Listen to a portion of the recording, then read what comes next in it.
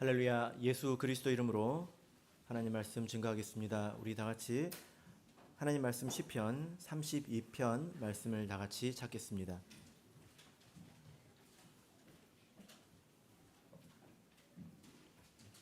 시편 32편 1절부터 11절까지 말씀을 저와 여러분이 한 절씩 교독하겠습니다. 시편 32편 1절에서 11절 말씀을 교독하겠습니다. 1절. 허물의 사함을 얻고 그 죄의 가리움을 받는 자는 복이 있도다.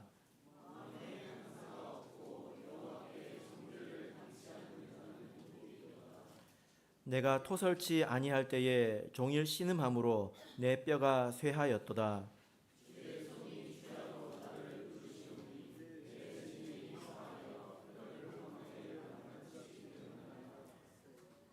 내가 이르기를 내 허물을 여호와께 자복하리라 하고 주께 내 죄를 아뢰고 내 죄악을 숨기지 아니하였더니 곧 주께서 내 죄의 악을 사하셨나이다. 셀라.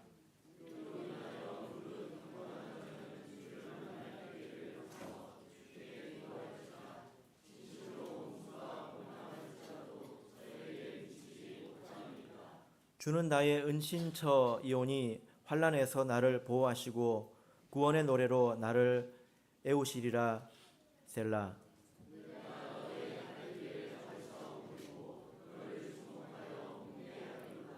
너희는 무지한 말이나 노새같이 되지 말지어다.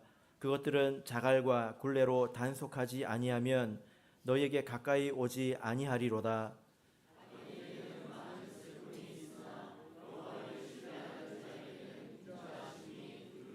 같이 읽겠습니다. 너희 의인들아 여호와를 기뻐하며 즐거워할지어다. 마음이 정직한 너희들아 다 즐거이 외칠지어다. 아멘. 네, 오늘 이 시간은 참회의 기회라는 제목으로 말씀을 증거하도록 하겠습니다. 우리가 다 만남이 있으면 또 헤어짐이 있다는 것을 우리가 알고 있습니다. 오랜 시간이 지나면 우리는 결국 다 이별하게 되죠. 저와 여러분도 마찬가지입니다.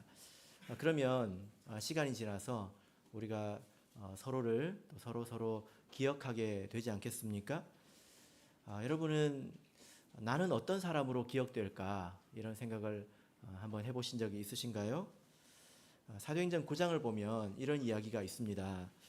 도르가라고 하는 어떤 성도가 죽었을 때에 그의 죽음을 슬퍼하는 성도들이 도르가가 그들과 함께 있을 때에 가지고 온 속옷과 겉옷을 보여준 때가 있습니다.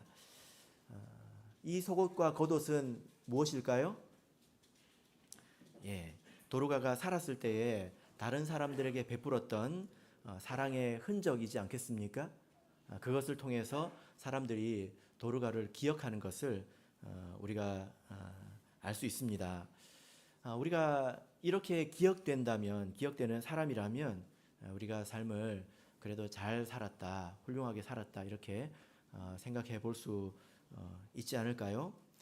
여러분들께서도 이렇게 기억 남는 그런 삶을 사시기를 바랍니다. 그러나 이것보다도 더 중요한 사실은 사람에게 우리가 어떻게 기억되느냐 보다는 하나님 앞에 우리가 어떻게 기억되느냐 이것이 더 중요합니다. 왜 그럴까요? 사람들은 단편적으로 알지만 그러나 하나님은 모든 것을 다 아시기 때문입니다. 그래서 사람의 평가가 중요한 것이 아니라 하나님께서 어떻게 평가하시느냐 그것이 중요한 것이죠. 오늘 본문을 보면 이 시편 32편의 말씀은 다윗의 시편입니다. 다윗의 노래인데요. 이 다윗은 하나님께서 특별히 기뻐하시고 또 기억하시는 또 하나님께서 자랑하시는 그런 사람이지 않습니까? 성경을 우리가 찾아보면 다윗이라고 하는 이 사람의 이름이 약 950번 정도 등장합니다. 어마어마한 그런 횟수죠.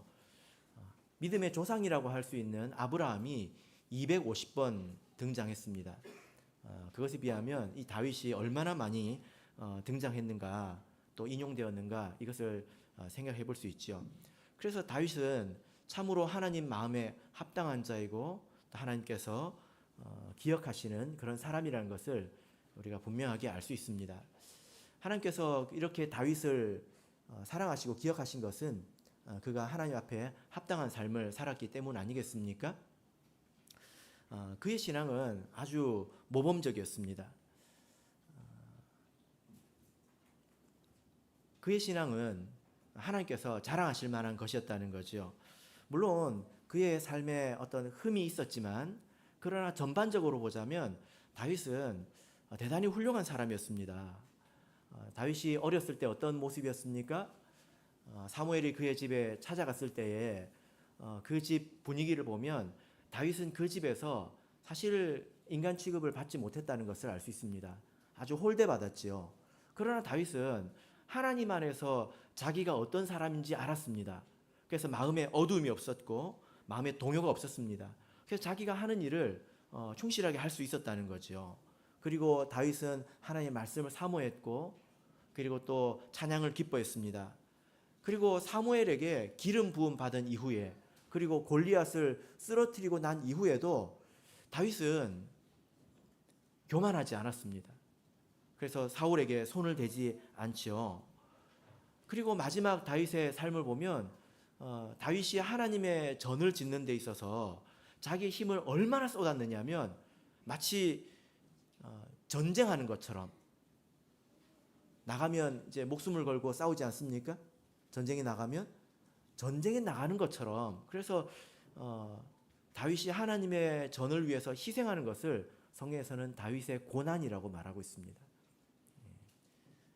남아도는 힘으로 한 것이 아니라 자기를 쥐어짜서 하나님을 섬겼다는 거죠. 이런 그 하나하나의 면면은 우리 성도들에게 굉장히 모범이 되는 그런 모습들입니다. 그러나 다윗의 인생에도 큰 실수가 있었죠. 다윗이 하나님 마음에 합당한 사람이라고 하는 것은 단지 그의 어떤 삶이 흠이 없어서 완벽해서 그런 것이 아니라 다윗의 삶에 있었던 그런 실수, 그리고 과오를 어떻게 잘 극복했느냐, 그런 관점에서 바라볼 필요도 있습니다. 모든 사람이 다 알지 않습니까? 다윗이 어떤 일을 저질렀는지. 그죠? 어떤 일을 저질렀습니까? 밧세바를 범하고 그 남편 우리아를 죽인 것입니다. 그 우리아는 어떤 사람입니까? 다윗의 신하거든요. 자기 신하의 아내를 빼앗고, 그리고 자기 신하를 이제 죽게 한 일입니다. 여러분, 다윗의 인생에 이 일은 어떤 일입니까? 어떤 일입니까? 간혹 이렇게 말하잖아요. 아니 뭐 사람이 살면서 다 죄가 있지, 이런 말 하지 않습니까? 그런데 다윗의 이 죄는 이런 말로 덮어버릴 수 있는 말일까요? 덮어버릴 수 있는 그런 죄일까요? 여러분 어떻게 생각하십니까? 다윗이 밧세바를 범하고 우리아를 죽였을 때 아이 뭐 사람이 다 죄가 있지, 그렇게 말하고 넘길 만한 그런 일이라고 생각하십니까? 아니면 이 일 하나 때문에 다윗의 그동안에 했던 모든 일들, 모든 것들이 다 헛되다, 무의미하다, 그렇게 말할 수 있는 일입니까? 여러분은 어떤 일이라고 생각하십니까? 다윗의 인생에 있어서 이 일은 치명적이지요. 치명적이라고 하는 것이 어떤 말인지 여러분 아시지 않습니까? 이것은 치명타입니다. 치명타가 무엇입니까? 두 사람이 권투를 하고 있습니다. 한 사람이 계속 때리고 있어요. 그래서 한 사람이 계속 두들겨 맞고 있습니다. 근데 어쩌다가 그 두들겨 맞던 사람이 주먹을 한번 휘둘렀는데 어퍼컷을 제대로 때려가지고 이 사람이 기절을 해버렸어요. 이걸 치명타라고 하지 않습니까? 그래서 이 죄는 다윗의 인생에 있어서 치명적이고 치명타라는 것입니다. 그래서 만약에 이 죄에서 다윗이 용서받지 못했다면 그동안에 자기가 했던 모든 것들, 모든 일들, 쌓아 올렸던 모든 그런 신앙들 다 의미가 없는 일들이 되어버리죠. 그죠? 예. 여러분, 죄라고 하는 것이 이런 것입니다. 이런 면이 있습니다. 내가 아무리 열심히 전도하고 봉사하고 예배를 드린다고 할지라도 그것으로 내 죄를 덮을 수 있는 건 아니에요. 그건 그것이고 이건 이것인 거죠. 내가 아무리 열심히 뭔가를 한다고 하더라도 그 죄가 사라지는 것은 아니라는 것입니다. 서로 내가 망각했다 하더라도 그 죄가 없어지는 것은 아니라는 거예요. 죄라고 하는 것은 이런 면이 있습니다. 제가 이제 목회를 하면서 다양한 그 일들을 만나고 다양한 사례들을 이렇게 만나게 되는데요. 이런 일들이 실제로 있습니다. 이와 같은 일들이 있습니다.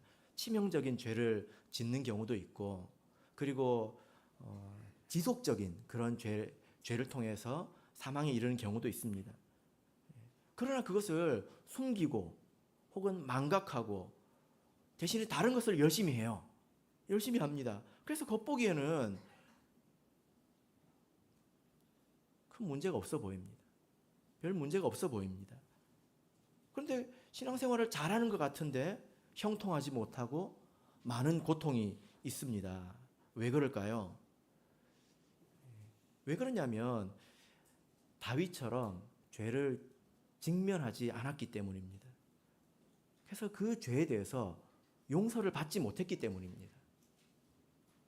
내가 잊어버렸을 뿐이고 내가 망각했을 뿐이지요. 혹은 하나님과 상관없이 스스로 자기 죄를 사해버리는 것입니다. 이런 일들이 제법 있구나, 이런 생각을 합니다. 다윗이 정말 훌륭한 사람으로 존경을 받았던 것은 물론 그가 대부분의 삶의 영역에 있어서 아주 신실하게 살았기 때문이지만, 그러나 자기의 죄를 하나님을 의지해서 넘어설 줄 알았기 때문이기도 합니다. 하나님을 의지할 줄 알았기 때문이죠. 이 감격을 노래한 것이 바로 시편 32편의 말씀입니다. 자, 시편 31편을 가서 보시면 이 시에는 표제가 있습니다. 그 표제가 무엇일까요? 다윗의 마스길이라고 여러분 성경 위에 적혀 있습니까? 예, 다윗의 마스길입니다. 마스길이라고 하는 것은 교훈이란 뜻입니다. 교훈, 가르침, 교훈 이런 뜻입니다. 이것은 그러니까 다윗의 가르침이라는 거예요. 시편이 150편까지 있습니다. 그래서 다 같은 시편이지만 그러나 이게 시이고 노래이지만, 그러나 이것을 읽어보면 종류가 다양하다는 것을 알 수 있어요. 그래서 시편을 여러 가지로 분류를 하는데, 뭐 예를 들면 역사시도 있고, 그 다음에 제왕시도 있고, 혹은 또 참회의 노래, 참회시도 있습니다. 그리고 성전에 올라가는 그런 노래도 있지요. 이 시는 다윗의 어떤 그 회개의 경험, 밧세바를 범하고 우리아를 죽게 한 그런 일을 벗어난 그런 감격을 노래한 노래입니다. 그래서 죄에서 자유함을 얻게 된, 죄의 사함을 얻게 된 그런 감격을 노래하는 것이지만, 그러나 이 시는 교훈이라는 것입니다. 다윗의 참회를 통해서 우리에게 교훈하고 있다는 것입니다. 그래서 이 시를 읽고 우리 성도가 배우기를 원하는 것이지요. 그리고 이 시편을 읽어보면 셀라가 들어있습니다. 셀라. 여러분께서 첫 번째 셀라를 안 읽으셨죠? 예. 괄호가 쳐져 있으니까 읽어야 되나 말아야 되나 헷갈리셨죠?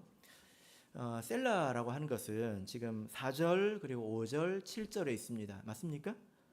예. 4절 5절 7절에 있습니다.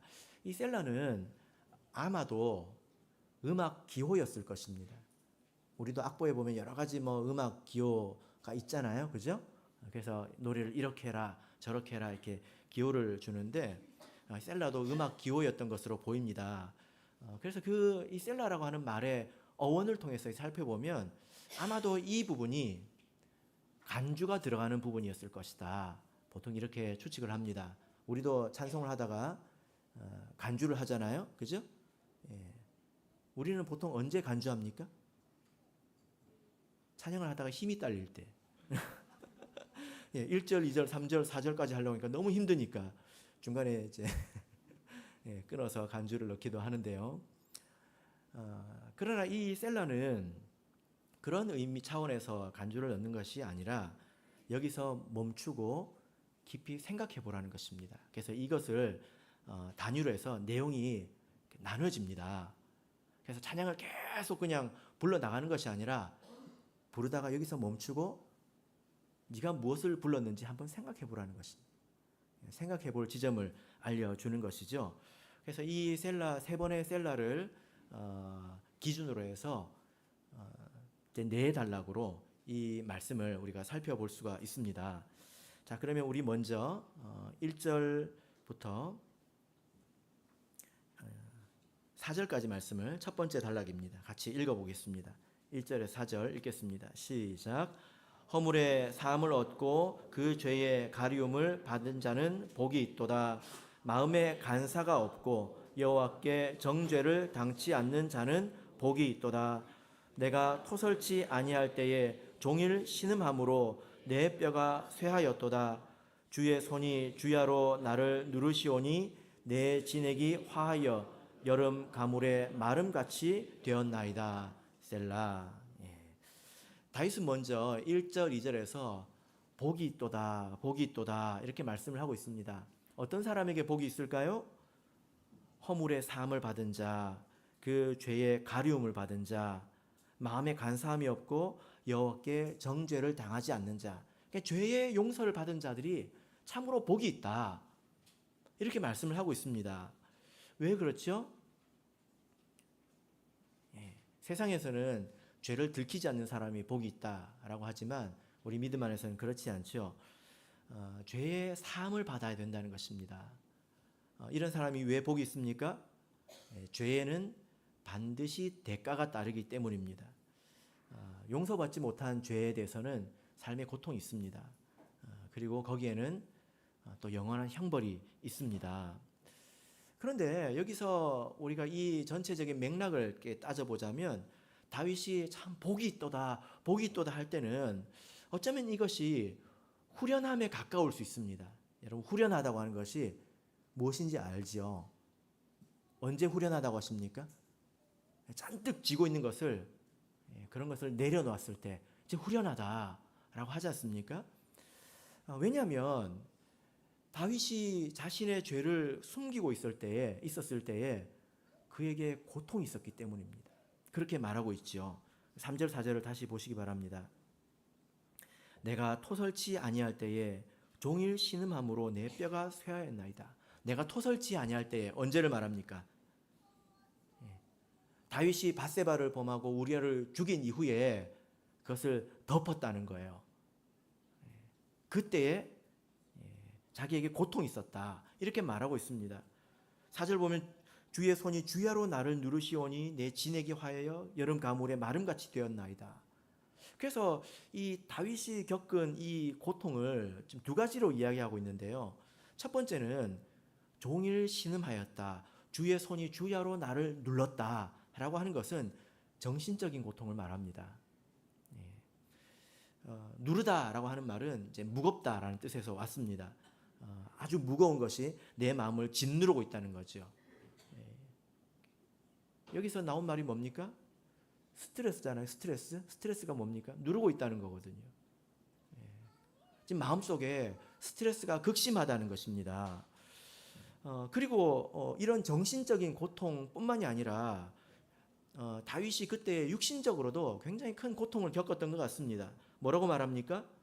내 뼈가 쇠하였나이다. 이렇게 말하고 있습니다. 뼈가 쇠하였다고 하는 것은 육체적으로 문제가 생겼다는 거예요. 우리 잠언 17장 22절을 보겠습니다. 잠언 17장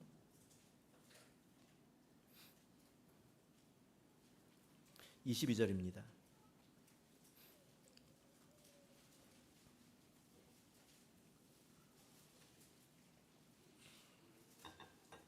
잠언 17장 22절 같이 읽겠습니다. 시작. 마음의 즐거움은 양약이라도 심령의 근심은 뼈로 마르게 하느니라. 자, 이 말씀을 보면 마음의 어떤 근심, 스트레스, 무거움 이것이 육체에도 영향을 미친다고 말씀을 하고 있습니다. 마음의 근심은 뼈로 마르게 한다. 이 뼈가 마른다고 하는 것은 어떤 거죠? 육체의 질병을 말하는 것입니다. 그래서 다윗이 지금 그 이야기를 하고 있습니다. 내 뼈가 새했다. 내 진액이 말랐다. 육신적으로 굉장히 큰 고통 가운데 있다는 거죠. 한국 사람들이 이걸 잘 알고 있지 않습니까? 한국에만 있는 병이 있잖아요.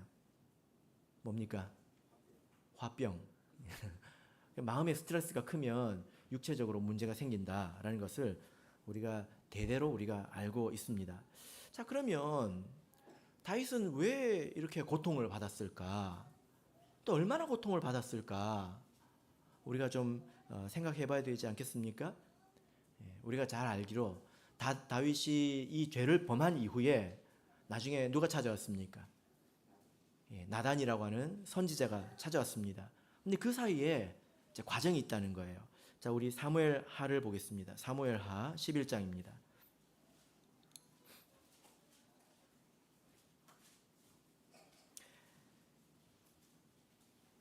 사무엘하 11장 4절 5절을 보겠습니다.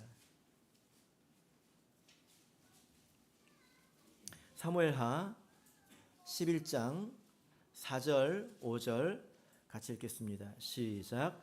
다윗이 사자를 보내어 저를 자기에게로 데려오게 하고 저가 그 부정함을 깨끗게 하였으므로 더불어 동침함에 저가 자기 집으로 돌아가니라.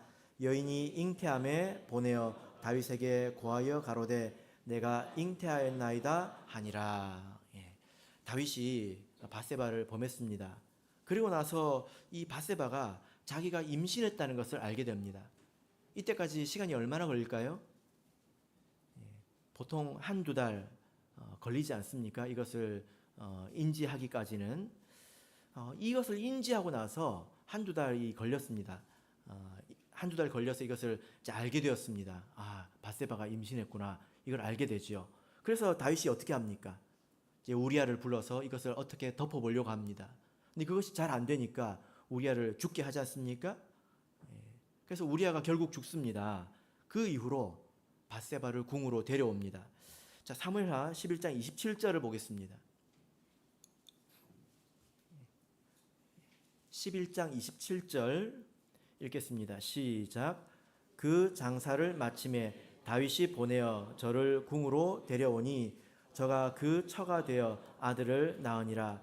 다윗의 소위가 여호와 보시기에 악하였더라. 우리아를 죽이겠습니다. 여러분, 이때 다윗의 마음이 어땠을까요? 그리고 우리아가 죽었습니다. 그리고 밧세바를 자기 집으로 데려왔습니다. 그리고 아들을 낳았습니다. 그리고 12장 1절을 보면 여호와께서 나단을 다윗에게 보내었다고 말씀하고 있습니다. 그러면 이 시간이 얼마나 되죠? 임신을 하고 아이를 낳는데 10달이 걸리잖아요. 그죠?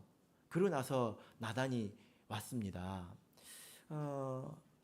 그래서 이 과정을 보자면 최소한 10개월 그리고 또 적당히 보자면 1년 정도 걸렸을 것입니다. 이 1년이라는 시간 동안 다윗의 마음이 어땠을까요? 아마도 그에게는 지옥 같은 그런 시간이었을 것입니다. 왜냐하면 다윗이 자기의 범죄를 덮어보려고 했지만 다윗만큼 하나님을 잘 아는 사람이 없습니다. 자기가 이 죄를 덮으려고 하고 있지만 그러나 뭘 알고 있습니까? 하나님은 아신다라고 하는 것을 자기가 알고 있는 거예요. 이게 분명한 죄라는 것과 하나님이 아신다는 것을 다 알고 있습니다. 그리고 다윗이 무엇을 알고 있습니까? 사울이 어떻게 버림을 받았는지 다윗이 다 보지 않았습니까? 사울이 하나님께서 기뻐하셔서 그를 왕으로 세우셨는데 그가 하나님께 어떻게 버림을 받았고 하나님 앞에 얼마나 비참한 결말을 맞게 되었는지 다윗이 가장 잘 알지 않습니까? 그가 어떻게 변질되어 갔는지 가장 잘 알지 않습니까? 그러니까 다윗의 마음이 괴롭다는 것입니다. 다윗이 앞에서 이런 고백을 하거든요. 하나님, 내가 무엇이간데 나로 이렇게 높이 만드십니까? 자기를 택하시고 자기를 사랑하시고 선대하신 그 하나님께 죄를 범했다는 말할 수 없는 그런 민망함이 있습니다. 그리고 자기 앞에 찾아올 일들이 어떤 일이라는 것을 다윗이 다 알고 있습니다. 내가 숨긴다고 숨겨지는 것이 아니라 하나님께서 다 아시고 내가 어떤 일을 겪게 될 것이라는 것을 다 알고 있습니다. 또 누가 나를 찾아와서 비난하면 어떻게 하나, 이것을 발설하면 어떻게 되나. 이로 인해서 다윗은 아마도 이 1년을 지옥과도 같은 그런 날을 보냈을 겁니다. 우리가 상상해 보자면 다윗이 왕이니까 많은 사람들 만나지 않겠습니까? 선지자도 만나고 제사장도 만나고 했을 것입니다. 선지자가 갑자기 좀 드릴 말씀이 있습니다. 좀 뵙지요 하고 다윗에게 청하면 다윗의 마음이 어땠을까요? 어땠을까요? 아마 미칠 것 같았을 것 같아요. 제사장을 볼 때 어떤 기분이었을까요? 아마 그 제사장의 눈을 바로 쳐다보지 못했을 것입니다. 이런저런 생각을 하면서 그런 고통 가운데서 다 그냥 고백을 해버릴까? 아니면 하나님께서 그냥 차라리 나에게 벌을 주셨으면 좋겠다, 이런 마음을 가지면서 지옥과도 같은 그런 1년을 보냈을 거라는 것입니다. 그래서 다윗이 내가 토설지 아니할 때에 내 마음이 눌렸고 하나님께서 주야로 내 마음을 누르셨고 내 뼈가 마르고 내 진액이 말랐다, 이렇게 말하지 않습니까? 이것이 어쩌면 하나님께서 다윗에게 준 고통이었을 것입니다. 죄를 짓는다고 하는 것은 이런 것이다. 하나님과 멀어진다고 하는 것은 이런 것이다. 다 아시는 하나님 앞에서 다윗이 예전처럼 기도하고 예전처럼 찬양하고 그렇게 할 수 있었을까요? 이것이 문제라는 것입니다. 그래도 다윗은 지식이 있지요. 하나님께서 아신다, 또 이런 일을 하면 어떻게 된다라고 다 알고 있습니다. 그리고 양심이 있습니다. 그러니까 이 고통을 받은 것입니다. 그거는 좀 좋은 일이라고 할 수 있겠죠. 만약에 이런 일을 행하고도 양심도 없고 자기가 무슨 일을 했는지에 대한 지식도 없다면 이것은 참으로 절망적인 일이라고 할 수 있습니다. 다윗이 이렇게 1년을 보냈습니다. 그의 믿음의 깊이만큼, 그의 양심의 깨끗한 만큼 그는 고통스러운 시간을 보냈다는 것입니다. 다윗이 이런 1년을 어떻게 마감하게 되었을까요? 하나님께서 때가 되어서 다 아시고 계셨지만 그러나 부정할 수 없는 그런 증거가 나왔을 때에 하나님께서 선지자 나단을 보내서 그를 책망하십니다. 저는 이 부분을 보면서 하나님께서 그래도 다윗에게 자비를 베풀고 있다라는 생각을 합니다. 하나님께서 너무 실망해서 두 번의 기회를 주시지 않을 수도 있잖아요. 그렇게 책망하고 또 징계하고 버려버릴 수도 있지 않습니까? 그런 하나님께서 나단 선지자를 보내서 그를 책망합니다. 이 말씀을 보면 나단 선지자도 대단한 사람이에요. 나단 선지자도 두려웠을 것입니다. 왜 그럴까요? 다윗이 어떤 사람입니까? 자기 죄를 가리기 위해서 가장 충성스러운 부하를 죽인 사람이잖아요. 그럼 갔을 때 나도 어떨 수 있습니까? 죽을 수 있다는 거예요. 나단이 그 마음을 가지고 간 것입니다. 다윗을 믿기도 했겠지만 그러나 그런 두려움도 있었을 것입니다. 만약에 이렇게 자기의 목숨을 걸고 다윗을 책망한 나단 선지자를 다윗이 해쳤다면 다윗에게는 두 번의 기회가 없었을 것입니다.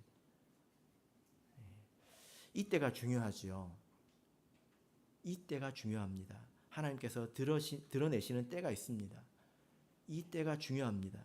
자, 이제 두 번째 단락을 가서 보겠습니다. 시편 32편 5절을 보겠습니다. 시편 32편 5절, 다윗이 무엇을 권면하고 있을까요? 읽겠습니다. 시작. 내가 이르기를 내 허물을 여호와께 자복하리라 하고 주께 내 죄를 아뢰고 내 죄악을 숨기지 아니하였더니 곧 주께서 내 죄의 악을 사하셨나이다. 셀라. 지금 다윗이 무엇을 권면하고 있습니까? 자기의 경험을 통해서 무엇을 말하고 있습니까? 자기 그런 말할 수 없는 그런 죄에서 용서를 어떻게 받았는지 이야기하고 있습니다. 가장 기초가 되는 것이 무엇입니까? 죄악을 숨기지 않는 것입니다. 자백하는 거죠. 자복하는 것입니다. 자기 죄를 시인하고 자복하는 것, 자기 죄를 숨기지 않는 것, 이것이 가장 기초라는 것입니다. 그래서 나단이 왔을 때 다윗은 두말하지 않습니다.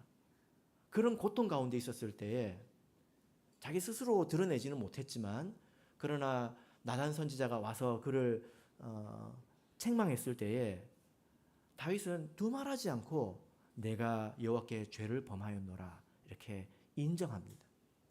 여러분, 이것이 얼마나 어려운 일인지 아십니까? 이것이 어떤 일인지 아십니까? 죄를 인정한다고 하는 것은 이렇게 어려운 일입니다.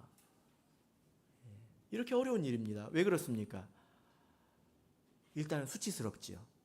죄가 드러난다고 하는 것은 수치스러운 일입니다.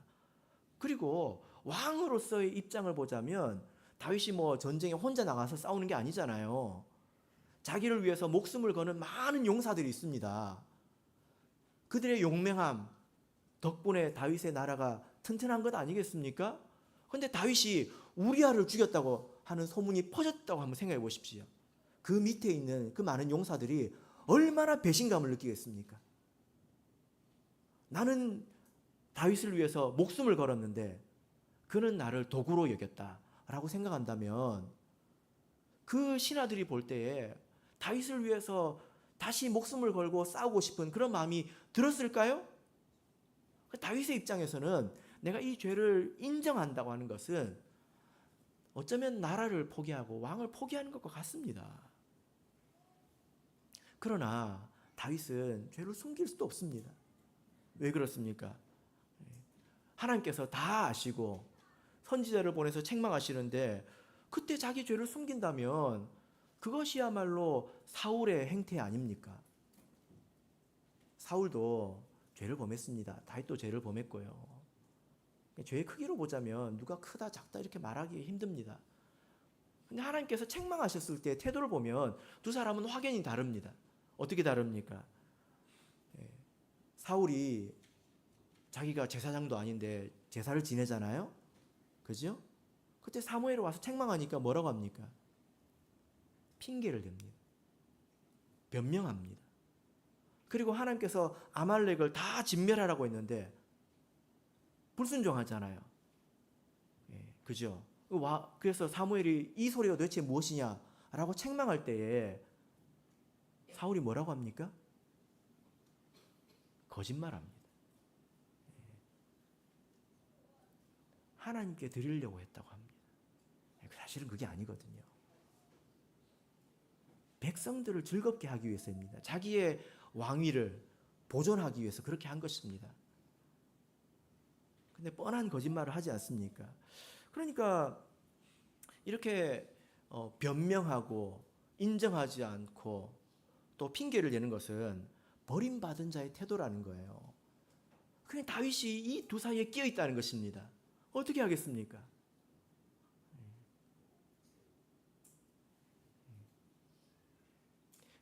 그래서 다윗이 이렇게 말하는 것입니다. 본문 2절을 보시면요. 마음에 간사가 없고 여호와께 정죄를 당치 않는 자는 복이 있도다. 이렇게 말씀을 합니다. 어떤 사람들이 정죄에 당하지 않습니까? 마음이 간사하지 않은 사람을 말합니다. 이리저리 생각이 많지 않고 진실한 사람을 말하지요. 여기서 간사하지 않는 것은 정직한 것을 말하고요. 여기서 정직하다고 하는 것은 자기의 죄를 인정하는 것을 말합니다. 시인하는 것을 말합니다.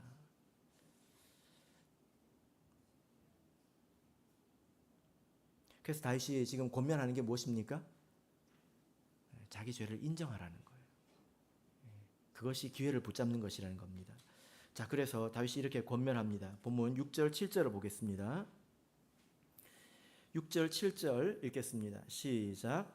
이로 인하여 무릇 경건한 자는 주를 만날 기회를 타서 주께 기도할지라. 진실로 홍수가 범람할지라도 저에게 미치지 못하리이다. 주는 나의 은친처이오니 환난에서 나를 보호하시고 구원의 노래로 나를 애우시리다. 셀라. 다윗이 무엇을 권면합니까? 무릇 경건한 자라면, 믿음이 있고 양심이 있는 자라면 주를 만날 기회를 타서 기회가 올 때에 기도하라. 이 말은 기회가 올 때에 회개하라는 것입니다.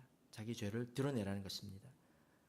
그래서 다윗의 이야기를 보면 하나님께서 드러내실 때가 있고 또 하나님께서 드러내라고 하실 때가 있습니다.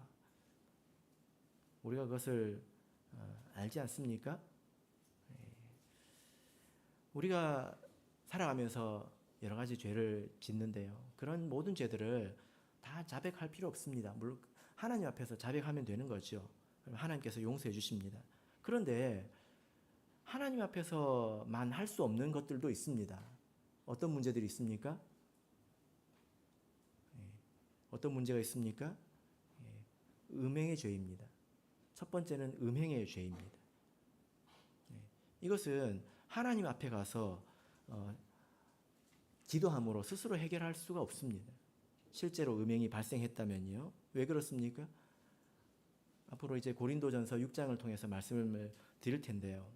음행이라고 하는 죄는 다른 죄와 달리 몸에게 죄를 범하는 것입니다. 이 몸은 어디를 말합니까? 그리스도의 몸을 말합니다. 그래서 몸에게 죄를 범했기 때문에 몸에게 용서를 받아야 되죠. 그죠? 그래서 음행의 죄가 있다면 자백해야 합니다. 요즘은 세상이 하도 타락해서 생각보다 음행의 죄가 많습니다. 특히 젊은 청년 세대도 정말 조심해야 되는데요. 이런 일이 있다면 와서 말해야 합니다. 그런 죄뿐만이 아니라 또 제가 어떻게 표현할까 생각을 해봤는데요. 교회가 물어볼 때는 진실하게 대답해야 합니다. 무엇을 물어보는지 알지 않습니까? 그러면 그것에 대해서는 진실하게 대답을 해야 합니다. 이것이 자백하는 거지요. 그렇지 않고 내가 하나님 앞에서 내가 기도하겠다. 잘 되지 않습니다. 그래서 하나님께서 드러내실 때에는 그것을 받아들이고 드러내야 합니다. 그래서 용서를 구해야 되지요. 여기 보면 주를 만날 기회를 타서 이렇게 말씀을 하고 있는데요. 기회를 타서 때가 항상 있는 것은 아니다. 기회가 항상 오는 것은 아니라는 것입니다. 유다를 보십시오. 예수님께서 유다에게 많은 기회를 주셨지만 나중에는 뭐라고 하십니까? 어서 가서 네 할 일을 하라 하고 유다를 놓아버리지 않습니까? 그래서 항상 회개의 기회가 있는 것은 아닙니다. 여러분, 이 기회를 붙잡아야 합니다. 왜 그렇습니까? 6절을 보면 홍수가 범람할지라도 이렇게 말씀하고 있는데요. 홍수하면 무엇이 생각납니까? 노아의 홍수가 생각나시지요. 그죠? 이 홍수는 어떤 우리에게 시련이 오고 환란이 오는 것을 말하는 것이 아니라 죄로 인해서 내 삶에 심판이 오는 것을 말합니다. 이것은 심판을 말하죠. 10절을 보겠습니다. 10절에서 무엇이라고 말하고 있습니까? 악인에게는 많은 슬픔이 있다. 죄를 품고 살아갈 때에는 삶이 형통하지 못하다는 것입니다. 제가 개인적으로 이렇게 생각을 합니다. 이상한 경향이 있는데요. 팔은 뭐 안으로 굽는다고 하지 않습니까? 사람에게 이상한 경향이 있는데 자기 삶에 고난이 있으면 그 고난을 대체적으로 무슨 예수님이 당하는 고난처럼 말하는 경향이 있더라고요. 아주 잘 포장해서 무슨 하나님의 큰 섭리가 있는 것처럼 말하는 경우가 있더라고요. 그러나 대부분의 죄는 사실 고난의 대가로 찾아옵니다. 자기를 더 엄밀하게 돌아봐야 합니다. 여기서 홍수가 온다, 범람한다. 또 실제로 보시면 환란이라고 말하고 있지 않습니까? 이것은 죄에서 찾아오는 그런 환란을 말하는 것입니다. 자, 이제 마지막 단락을 보겠습니다. 결론적인 권면입니다. 8절부터 11절.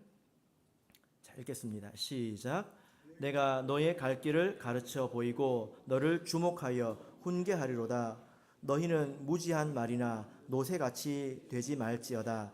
그것들은 자갈과 굴레로 단속하지 아니하면 너희에게 가까이 오지 아니하리로다. 악인에게는 많은 슬픔이 있으나 여호와를 신뢰하는 자에게는 인자하심이 두르리로다.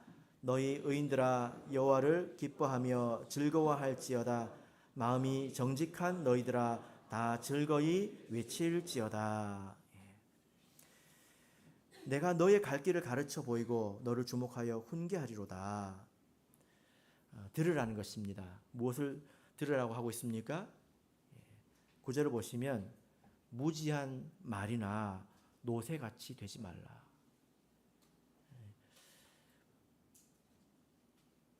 말이나 이렇게 노새는 말을 듣고 움직이지 않잖아요. 그죠?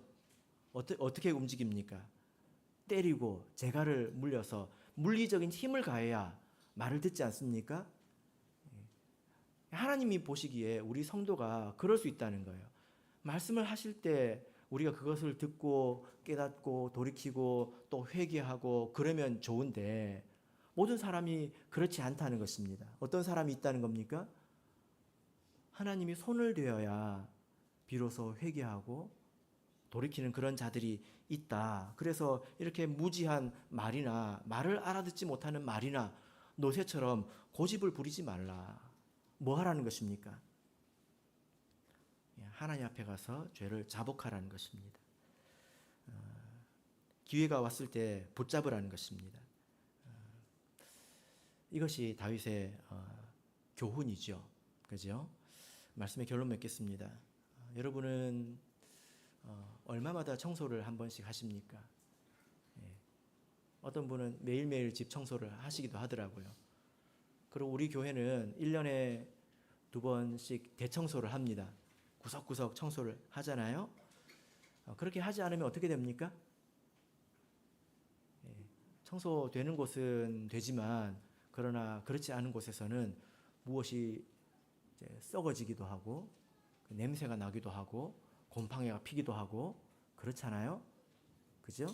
그런 것처럼 우리 인생도 그렇게 해야 합니다.